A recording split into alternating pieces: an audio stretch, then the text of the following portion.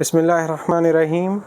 السلام علیکم۔ BA سال اول associate degree programme ADP arts part 1 اسلامیت اختیاری، پنجاب یونیورسٹی، سرگودا یونیورسٹی اور گجرات یونیورسٹی کے گیسٹ پیپرز کے ساتھ میں آپ کا میزبان MNA گمن آپ کی خدمت میں حاضر ہوں۔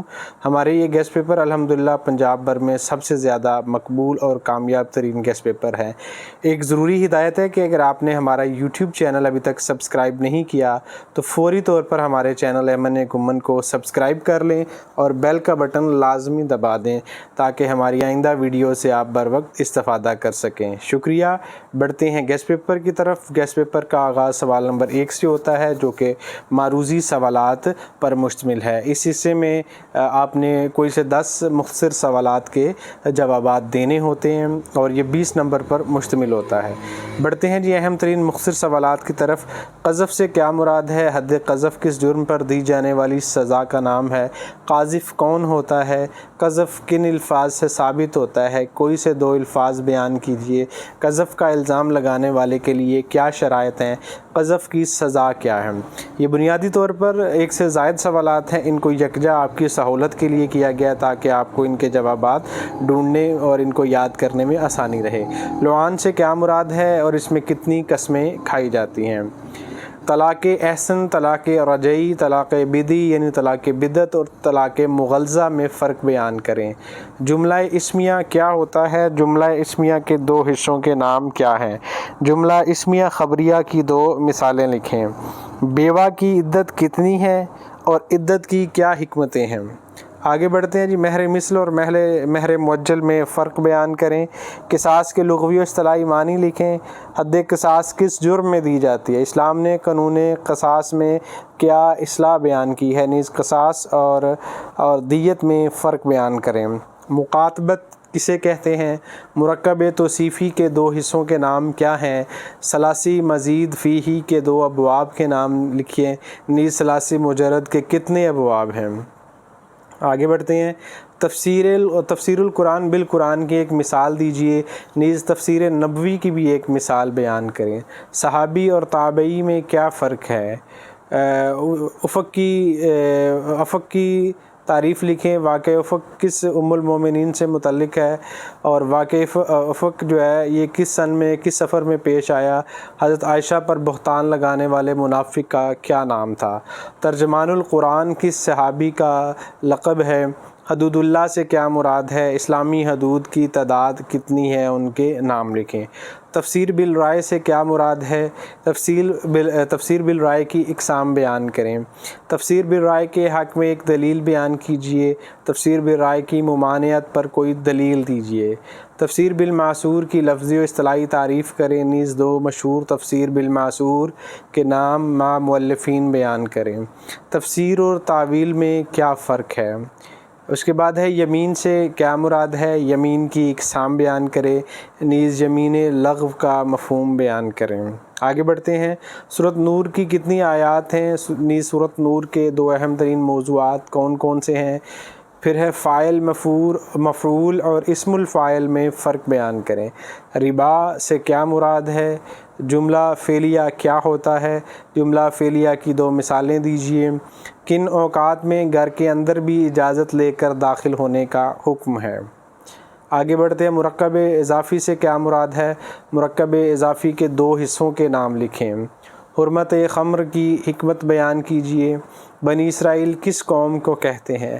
قتل عمد اور قتل خطا کی سزا میں فرق بیان کریں۔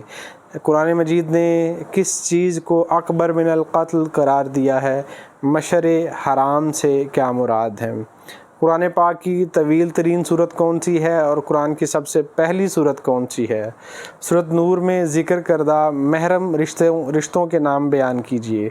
اسلامی شریعت میں بدکاری کی کیا سزا مقرر ہے؟ حد زنا کیا ہے؟ شادی شدہ اور غیر شادی شدہ زانی یا زانیہ کی کیا سزا ہے؟ حج کا لغوی و اصطلاحی معنی بیان کریں۔ حج اور عمرہ میں فرق بیان کریں۔ نیز سعی کن 2 پہاڑوں کے درمیان دوڑنے کا نام ہے؟ تعزیر کسے کہتے ہیں؟ رضاعت کی مدت کتنی ہے؟ بطور حوالہ آیت کریمہ بھی لکھیے۔ جہاد بن نفس کسے کہتے ہیں؟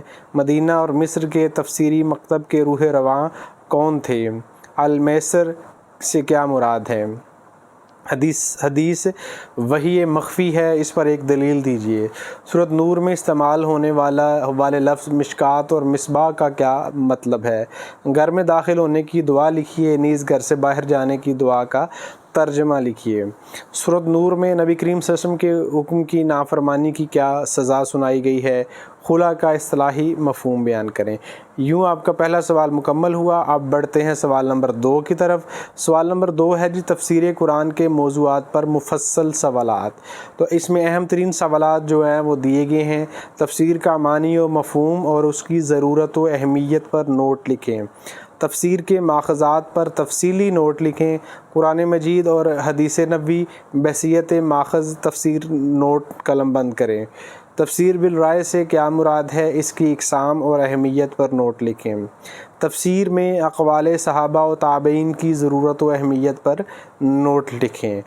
آگے بڑھتے ہیں جی۔ سوال نمبر 3 ہے کہ درج ذیل اجزاء میں سے کسی ایک جزو کا اردو ترجمہ کرنا ہے، یعنی قرآن پاک کی آیات کا آپ نے 2 میں سے کسی ایک کا ترجمہ کرنا ہے، اور یہ دونوں اجزاء آئیں گے سوال نمبر 3 کے سورۃ البقرہ سے۔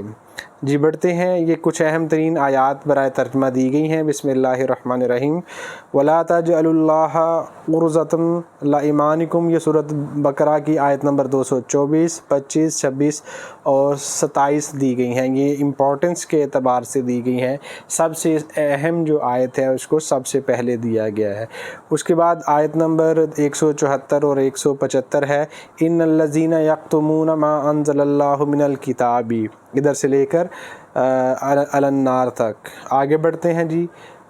سورۃ البقرہ کی آیت نمبر 274، 75، 76 اور 77۔ الذین ینفقون اموالہم باللیل والنہار سے لے کر ولا ھم یحزنون تک۔ آگے بڑھتے ہیں۔ سورۃ بقرہ کی آیت نمبر 258 اور 259 ہے۔ الم تر الی الذی حاج ابراہیم فی ربہ سے لے کر علی کل شیء قدیر تک۔ اس کے بعد آیت نمبر 258 اور 59 کے بعد ہے للہ ما فی السماوات و ما فی الارض وان تبدوا، ادھر سے لے کر فانصرنا علی القوم الکافرین، آیت نمبر ہے 284، 85 اور 286۔ اس کے بعد بڑھتے ہیں آگے۔ یہ ہے جی ہمارے پاس یا ایھا الذین آمنوا اذا تداینتم سے لے کر وعدنا اللہ ترتابوا، اس کی آیت نمبر مسنگ ہے، یہ آپ دیکھ لیجئے گا جی۔ اس کے بعد سوال نمبر 4 جو ہے یہ سورۃ نور جو ہے اس کے اجزاء کا اردو میں ترجمہ ہے۔ درج ذیل اجزاء میں سے کسی ایک جزو کا اردو ترجمہ کیجیے۔ 15 نمبر کا سوال، 20 نمبر کے مختصر سوالات تھے، اس کے بعد پھر 15 نمبر کا ایک سوال، پھر ترجمے بھی 15 نمبر کے۔ آگے بڑھتے ہیں جی۔ سورۃ نور کی جو آیت ہے اس میں آیت نمبر 11 ہے والذین یرمون ازواجہم ولم یکن لہم شہداء الا انفسہم سے لے کر لہو عذاب عظیم تک۔